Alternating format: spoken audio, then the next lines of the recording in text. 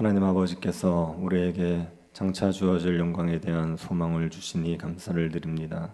예로도 소망 가운데 살아가게 하여 주옵소서. 여러 가지 어려움 속에서도 주님을 의지하며 인내할 수 있는 주의 백성들이 되게 하여 주옵소서. 걸어가신 예수님 이름으로 기도드립니다. 아멘. 찬송가 279장입니다.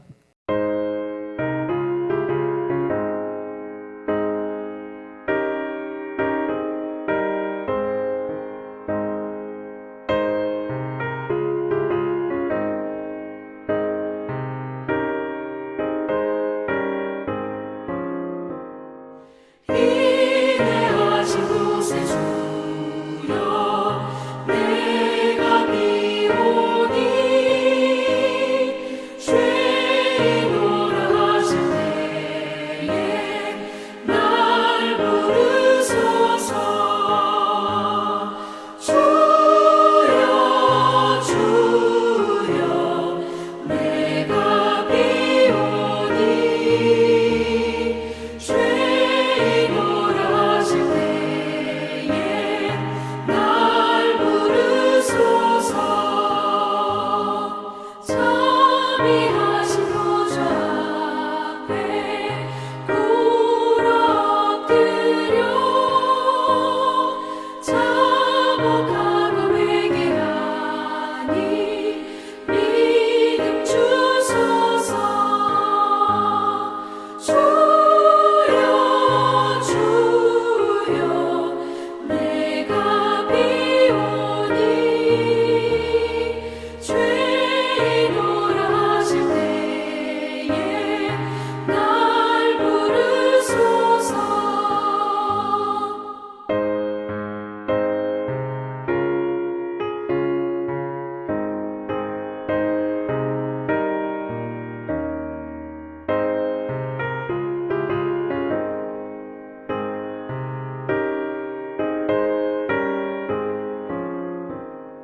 주의 몸으로 의지하여 주께 가오니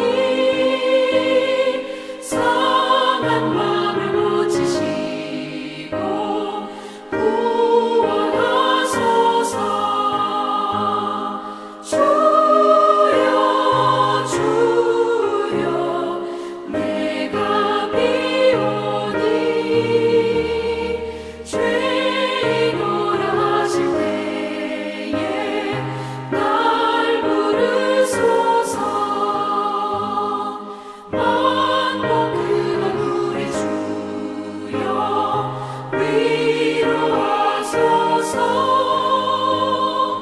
우리 주와 같으시니 어디 있을까. 주여 주여 내가 비오니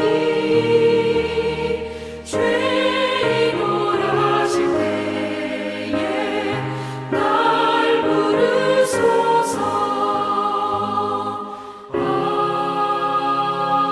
아멘. 역대상 9장 35절부터 44절입니다. 역대상 9장 35절부터 44절 말씀 찾으셔서 한 절씩 교도하겠습니다. 찾으셨으면 교도하겠습니다. 기브온의 조상 여이엘은 기브온에 거주하였으니 그의 아내의 이름은 마아가라.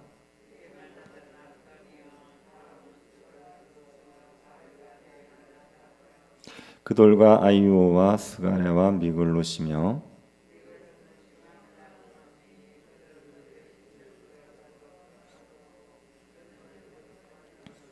넬은 기스를 낳고 기스는 사울을 낳고 사울은 요나단과 말기수아와 아비나답과 에스바를 낳았으며 미가의 아들은 비돈과 멜렉과 다레아와 아스이며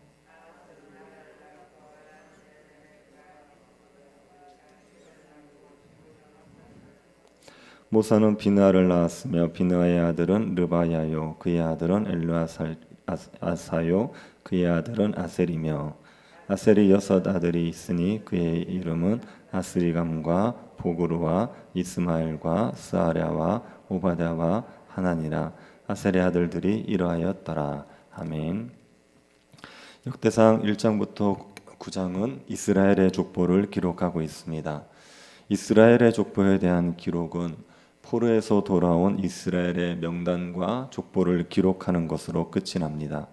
포로에서 이스라엘 백성들은 유다와 베냐민 지파가 주를 이루었습니다. 그리고 레위 지파가 돌아왔지요. 제사장이 돌아오고 문지기가 돌아오고 성전을 섬기는 레위인들이 돌아왔습니다. 성전에서 섬기는 레위인들의 임무에 대한 기록을 끝으로 포로에서 돌아온 이스라엘 족보에 대한 기록이 끝이 납니다. 그런데 9장 35절부터 44절에 사울의 족보에 대한 기록이 있습니다. 사울에 대한 족보는 8장에서 베냐민의 족보를 기록할 때 상세하게 기록을 했습니다. 사울의 조상이라고 할 수 있는 여이엘부터 용감한 장사이고 활 쏘는 자였던 울람까지 기록을 했습니다. 8장 29절부터 40절이 사울의 족보에 대한 기록입니다. 그런데 또다시 사울의 족보를 9장에서 기록하고 있습니다. 그 이유는 역대기 기자가 이스라엘의 역사를 사울의 몰락에서부터 회고할 것이기 때문입니다. 역대기 기자는 다윗과 솔로몬 시대 이야기를 하기 위해서 사울의 죽음 이야기부터 시작합니다. 사울의 죽음에서 이야기를 시작하기 위해서 사울의 족보를 언급하고 있는 겁니다. 역대기 기자가 독자들의 관심을 사울에게로 이끌기 위해 사울의 족보를 다시 한번 기록하고 있습니다. 8장 29절부터 40절에 기록된 사울의 족보와 오늘 본문에 기록된 사울의 족보는 유사합니다. 사람의 이름이 약간 다르게 기록된 부분들이 있지만 대체로 유사합니다. 그나마 좀 큰 차이가 있다고 하면 여이엘의 아들 중에 넬이라는 이름이 기록되었느냐 아니냐의 차이점이 있습니다. 여이엘은 사울 가문의 조상입니다. 8장에 기록된 여이엘의 아들들의 이름에는 넬이 없습니다. 그런데 9장에서는 넬의 이름이 기록되어 있습니다. 넬은 사울의 할아버지입니다. 8장에서는 넬이 여이엘의 아들이라는 것을 직접적으로 밝히고 있지 않지만 9장에서는 넬이 여이엘의 아들이라는 것을 직접 밝히고 있습니다. 그리고 여이엘의 아들 중에 미그롯이라는 아들의 이름도 8장에는 빠져 있지만 9장에는 포함되어 있습니다. 역대기 기자가 8장보다 9장에서 사울의 족보를 기록할 때 조금 더 정교하게 기록한 것으로 보입니다. 이 사울의 족보를 보면 번성기라고 할 수 있는 시기가 있고 몰락기가 있고 회복기가 있습니다. 사울의 족보에서 번성기는 여이엘에서부터 사울까지입니다. 여이엘은 기브온에 거했습니다. 기브온을 건축한 사람이 여이엘입니다. 이 여이엘이 사울 가문을 일으킵니다. 여이엘은 마아가라는 아내로부터 10명의 아들을 낳았습니다. 마아가는 혼자서 10명의 아들을 낳았습니다. 많은 자녀를 둔 것이요. 마아가는 시편 128편에서 말한 결실한 포도나무 같은 아내입니다. 포도나무는 많은 열매를 맺지요. 결실한 포도 같은 아내는 많은 자녀를 두는 아내를 말하는 겁니다. 마아가는 혼자서 10명의 자녀를 두었으니 결실한 포도나무 같은 아내였습니다. 이렇게 아내가 결실한 포도나무 같이 되는 것은 하나님을 경외하는 자가 누리는 복입니다. 그러면 여이엘은 하나님을 경외하는 자였을 것이다. 그렇게도 추측해 볼 수 있을 겁니다. 이 여이엘은 기브온에서 성읍을 건축하고 많은 자녀를 두었습니다. 이 여이엘의 아들 중에 넬이 있습니다. 넬은 기스를 낳았지요. 사울의 아버지인 기스를 낳았습니다. 사무엘상을 보면 기스는 베냐민 지파 중에서 유력한 사람이었습니다. 베냐민 지파에서 힘 좀 쓰는 사람이 기스였습니다. 하나님께서 이 기스의 아들 사울을 이스라엘의 초대 왕으로 택하셨습니다. 사울의 집은 하나님의 은혜로 이스라엘의 초대 왕이 되는 복을 누렸습니다. 크게 번성할 수 있었습니다. 사울의 집이 베냐민 지파 중에서 유력한 집이라 했지만 베냐민 지파가 미약한 지파였습니다. 베냐민 지파는 사사시대에 이스라엘의 다른 지파와의 싸움에서 져서 남제만 600명이 남습니다. 남은 600명의 남자들은 결혼한 여자가 없어서 다른 지파 여자를 보쌈을 해야 하는 지경이었습니다. 그렇게 미약했던 베냐민 지파에 속한 사울이 하나님의 은혜로 크게 번성을 했습니다. 왕족이 되었으니까 얼마나 크게 번성을 한 겁니까?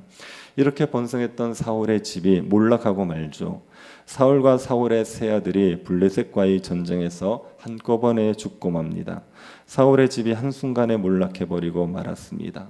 사울의 집이 몰락한 이유는 무엇입니까? 사울이 하나님의 말씀을 버렸기 때문입니다. 왕이 전에 사울은 스스로를 작게 여겼습니다. 겸손히 하나님의 말씀에 순종했죠. 그때 사울은 왕으로서 이스라엘을 구원합니다. 사울이 왕이 되고 나서 길르앗 야베스 사람들을 암몬 왕 나하스의 손에서 구원한 적이 있습니다.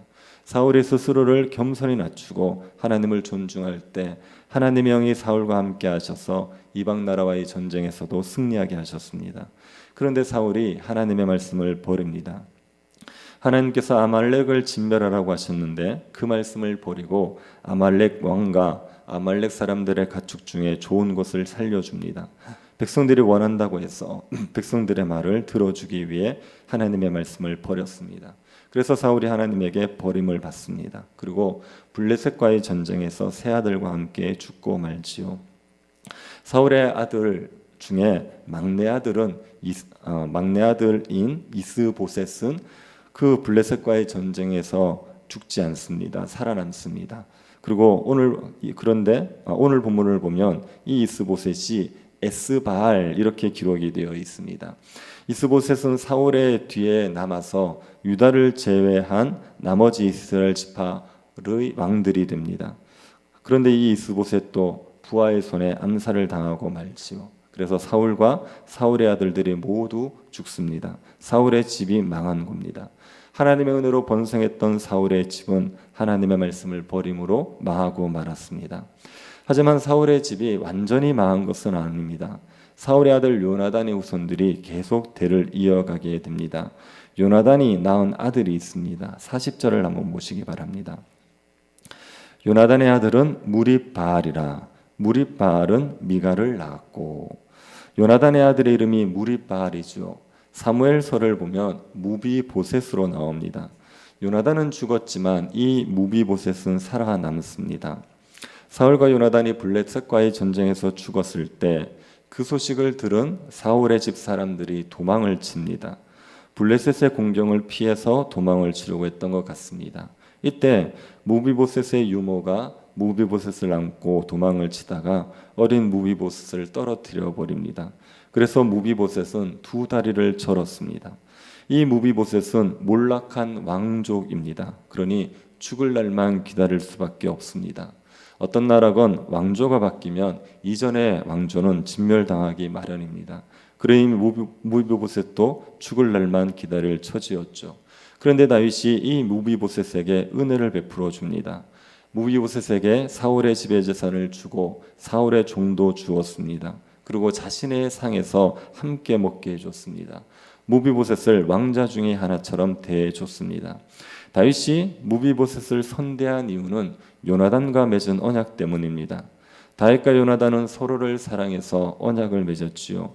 요나단은 다윗을 선대해주고 다윗도 요나단의 집을 선대해주기로 언약을 맺었습니다. 요나단은 다윗에게 자신의 집을 향한 인자를 영원히 거두지 말아달라 그렇게 부탁을 했습니다. 다윗이 이 언약을 지키기 위해서 무비보셋을 선대해 줍니다. 그래서 무비보셋은 왕의 상에서 먹으면서 왕자처럼 지낼 수 있었고 무비보셋의 후손들이 대를 이어가며 다시 번성할 수 있었습니다. 무비보셋의 후손 중에 아셀이라는 후손이 있습니다. 이 아셀은 6명의 아들을 낳게 됩니다. 그리고 울람이라는 후손은 아들과 손자를 모두 합쳐서 150명이 되었습니다. 울람의 아들들은 다 용감한 장사였고 활을 잘 쏘는 자였습니다. 사울의 집이 다시 회복이 된 겁니다. 사울의 집은 번성의 시기가 있었습니다. 그리고 몰락기도 있었습니다. 그러나 그 이후에 회복기가 있었습니다. 이 사울의 집의 역사가 이스라엘의 역사와 닮지 않았습니까? 이스라엘은 번성기를 누렸습니다. 가나안 땅을 정복하고 나서 다윗과 솔로몬 시대까지 이스라엘은 번성기를 누렸습니다. 다윗과 솔로몬 시대에 말할 수 없는 부유함을 누렸죠. 이렇게 번성했을 때 이스라엘이 하나님을 버립니다. 하나님을 잊어버리고 우상을 섬기죠. 솔로몬 이후 왕들은 우상 숭배에서 벗어나지 못합니다. 그래서 이스라엘은 몰락해 버렸습니다. 예루살렘 성이 무너지고 성전이 불탔습니다. 왕들이 죽거나 사로잡혀 갔고 백성들도 죽거나 사로잡혀 갔습니다. 이스라엘은 몰락하고 말았습니다. 하지만 이스라엘이 완전히 사라지지 않았습니다. 하나님께서는 이스라엘을 남겨두셨습니다. 이스라엘은 완전히 멸망해도 할 말이 없었지만 하나님께서 이스라엘에게 인자를 베풀기를 그치지 않았습니다. 하나님께서 아브라함과 하신 언약을 지키기 위해서, 하나님께서는 다윗과 맺으신 언약을 지키기 위해서 이스라엘의 인자 베풀기를 그치지 않습니다. 그래서 이스라엘은 절뚝발이 무비보셋처럼 볼품없을 존재일지언정 그 명맥을 유지하고 있었던 겁니다. 이런 이스라엘을 하나님께서는 회복시키실 겁니다. 몰락했던 사울 집안이 하나님의 은혜로 다시 회복할 수 있었던 것처럼 몰락했던 이스라엘도 하나님의 은혜로 회복될 수 있습니다. 하나님께 마음을 돌이키면 되지요. 하나님께 돌아가면, 말씀에 순종하면 이스라엘은 다시 회복될 수 있습니다. 사울의 지배 역사를 보면 망해버린 이스라엘에게도 소망이 있음을 알게 되는 겁니다. 쇠퇴해진 교회도 사울의 지배 역사를 보면서 소망을 가질 수 있지 않겠습니까? 교회가 하나님의 은혜로 번성할 때가 있습니다. 그런데 교회가 하나님의 말씀을 버리면 교회가 쇠퇴하게 됩니다. 그리고 교회가 미약해지지요. 하지만 미약해진 교회라도 다시 하나님께 돌아가며 회복될 수 있습니다. 다시 번성해질 수 있습니다. 교회의 충만함을 누릴 수 있게 됩니다. 우리 한국 교회가 한때 굉장히 번성했던 때가 있지 않습니까? 교회의 부흥기라고 할 만한 시기들이 있었습니다. 교회가 성장했죠. 선배님들 말 들어보면 그때는 교회만 세워도 성도들이 모여든 그런 때가 있었다. 얘기를 하는 때가 있지 않습니까? 평양 대부흥 운동 이후에 교회가 굉장히 부흥을 많이 했던 시기들이 있습니다. 근데 그렇게 부흥했던 교회들이 하나님의 말씀을 너무 많이 가볍게 여기고 외면했습니다. 교회가 세상의 것들을 추구하면서 말씀을 거슬려 행하면서 교회가 지금은 점점 쇠퇴길을 걷고 있습니다. 교회가 쇠퇴하고 있다는 것을 가장 잘 보여주는 게 다음 세대들이 없어지고 있다는 겁니다. 교회 가운데 주일학교들이 줄어들고 있고 청년들을 찾아볼 수 없다. 이게 교회가 쇠퇴하고 있다는 모습입니다. 이런 교회지만 다시 말씀을 붙들면 그러면 하나님께서 회복해 주시지요. 교회가 다시 충만함을 누릴 수 있도록 만들어 주시게 됩니다. 우리가 하나님의 말씀을 붙들면 됩니다. 전심을 다해 하나님을 섬기면, 하나님께로 돌아가면 하나님께서 얼마든지 교회를 충만하게 해 주십니다. 교회는 새 언약의 백성입니다. 예수 그리스도의 십자가의 피로 새 언약의 백성으로 세워진 사람들이 교회입니다. 우리를 향한 하나님의 인자는 끝이 없습니다. 우리의 부족함과 제약에도 불구하고 하나님은 한없는 인자를 우리에게 베푸십니다. 우리에게 인자를 풍성히 베푸신 하나님께서 우리들을 얼마든지 회복시켜 주실 수 있다는 것을 믿고 우리가 전심으로 말씀을 붙들게 되기를 바랍니다. 하나님께 마음을 돌이켜서 하나님이 주시는 회복의 은혜를 다시 누릴 수 있게 되기를 간절히 바랍니다. 자비하신 하나님, 우리를 사랑하셔서 주의 백성 삼으시고 우리에게 한없는 인자를 베풀어 주시니 감사를 드립니다. 자비하신 하나님을 우리가 신뢰할 수 있게 하여 주시고 우리가 마음을 돌이켜 다시 하나님을 찾고 하나님께 돌아가게 하여 주옵소서. 교회가 주의 은혜 가운데 다시 충만함을 누리고 하나님의 영광을 드러내는 교회가 되게 하여 주옵소서. 걸어가신 예수님 이름으로 기도드립니다. 아멘. 하늘에 계신 우리 아버지여, 이름이 거룩히 여김을 받으시오며 나라의 임하옵시며 뜻이 하늘에서 이룬 것 같이 땅에서도 이루어지이다. 오늘날 우리에게 일용할 양식을 주옵시고 우리가 우리에게 죄 지은 자를 사하여 준 것 같이 우리 죄를 사하여 주옵시고 우리를 시험에 들게 하지 마옵시고 다만 악에서 구하옵소서. 대개 나라와 권세와 영광이 아버지께 영원히 있사옵나이다. 아멘. 교회를 위해서 기도해 주시고 새 교회당 건축 위해서 기도해 주십시오. 그리고 계속 확진자들이 많아지는 때인데 하나님께서 이 땅을 긍휼히 여겨 주시기를 기도해 주시고 대선을 위해서 기도해 주시고 긴축으로 기도하시기 바랍니다.